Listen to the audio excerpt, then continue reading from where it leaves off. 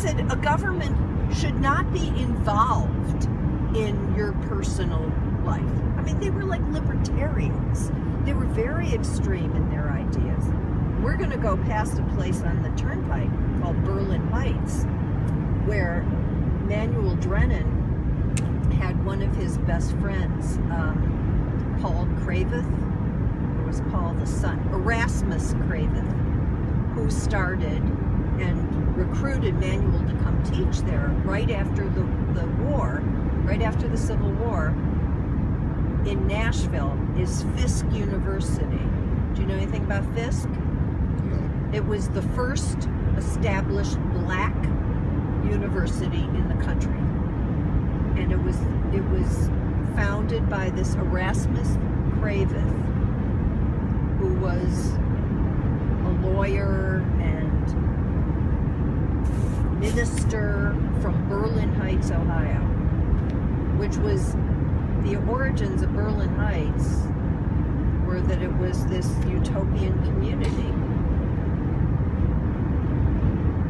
where people would live together. They were kind of like cults and communes, and that they lived in a communal society with their own laws.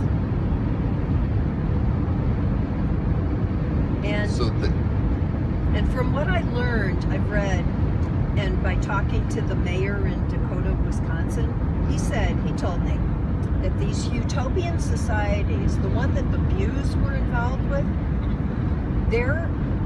they espouse the teachings of this French philosopher, Charles Fourier. And these were philosophies that were like 200 years old on a different way to live, where you don't have white men telling everybody how to live their lives. You were basically empowered by God to be ethical, and you know, that's how the Shakers started in Massachusetts. It was all about women and men being equal. They didn't have to be married to procreate, and it was all about personal freedom and not having a government telling you what to do. And the U.S. government, and this was like when the Mormons started too, they did put some restrictions that you could not start a utopian society and be taxed as in a special way, a little different than a town.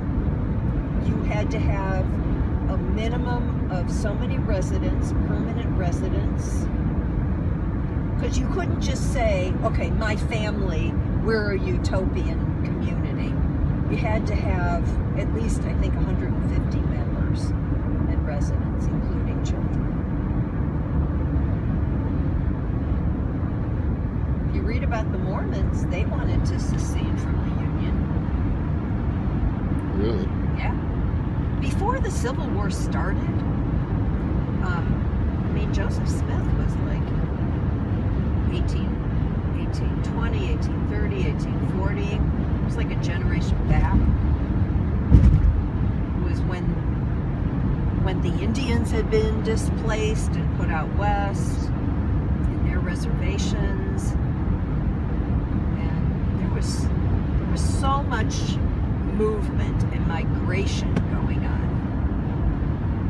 With the Erie Canal being finished in 1827, Joseph Smith lived in Palmyra, New York, just